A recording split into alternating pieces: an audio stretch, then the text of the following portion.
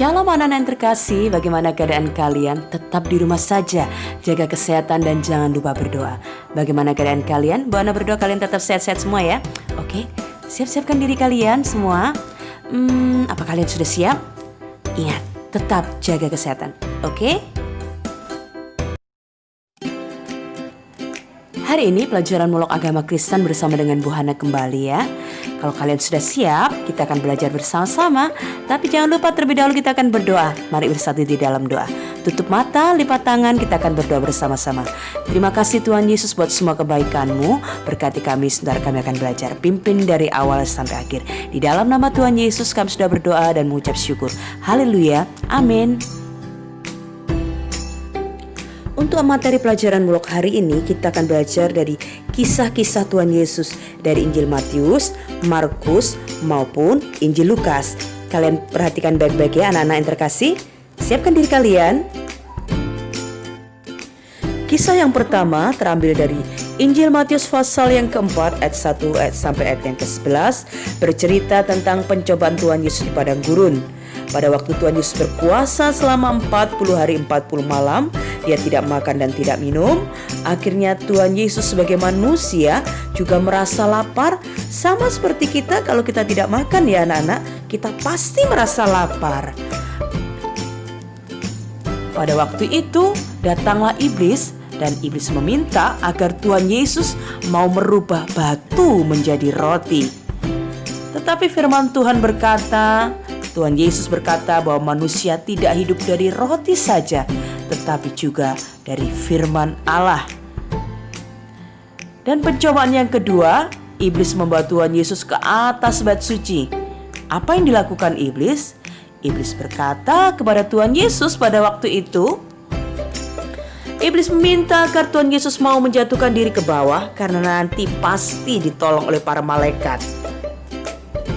Kembali Tuhan Yesus berkata bahwa kitab suci, di dalam kitab suci tertulis jangan mencobai Tuhan Allahmu.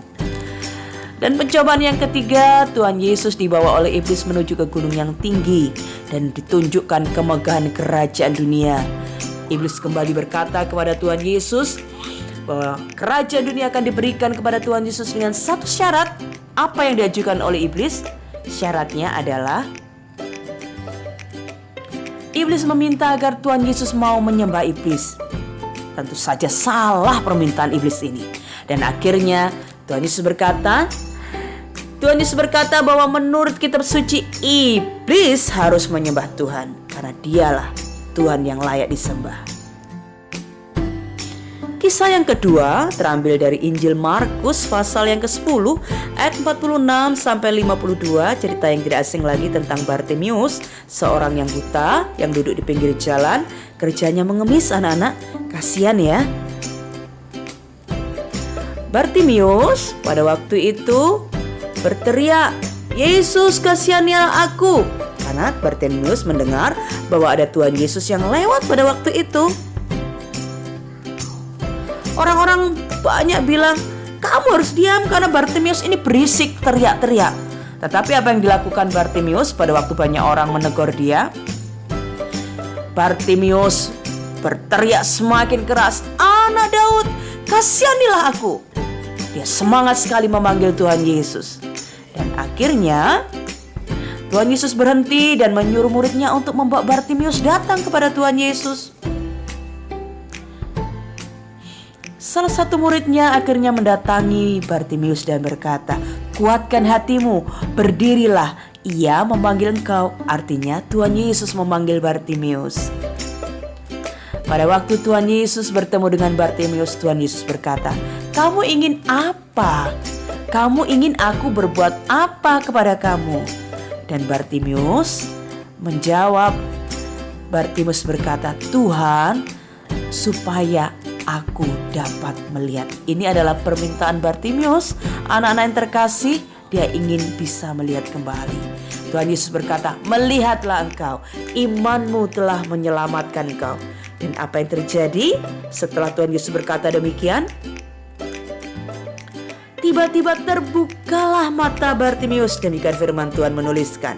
Bartimius akhirnya bisa melihat, anak-anak. Wow, luar biasa ya.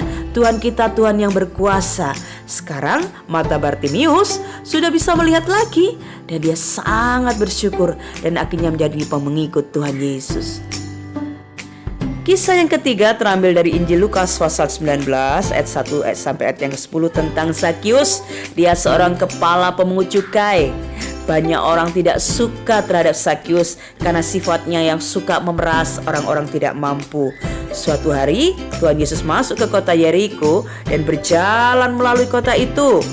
Dan Zakius mendengar kabar tentang itu. Dia ingin melihat, tetapi karena badannya pendek, dia tidak bisa melihat Tuhan Yesus. Lalu apa yang dilakukan oleh Zakius?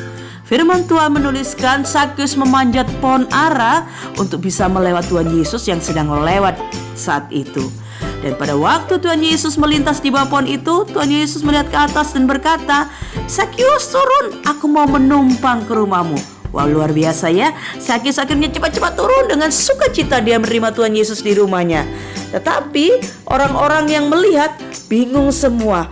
Kenapa Tuhan Yesus mau menumpang di rumah Zakius, seorang berdosa, orang yang suka memeras? Dan pada saat Tuhan Yesus ada di rumah Zakius, Zakius mengalami perubahan. Zakius berkata ia akan memberikan setengah hartanya kepada orang miskin. Wow, luar biasa ya. Dan dia juga akan mengembalikan 4 kali lipat kepada orang-orang yang pernah dia peras. Ya, luar biasa, Zakius mengalami perubahan. Dan akhirnya Tuhan Yesus berkata, hari ini telah terjadi keselamatan di rumah ini karena orang ini pun anak Abraham. Amin. Demikianlah kisah-kisah dalam Injil Matius, Markus maupun Injil Lukas. Kita sudah membaca, dan tugas mulok untuk hari ini praktekkan ya bagaimana kalian cara membuka Alkitab dari Matius, Markus maupun Lukas. Sampai di sini pelajaran kita. Tuhan Yesus memberkati. Amin.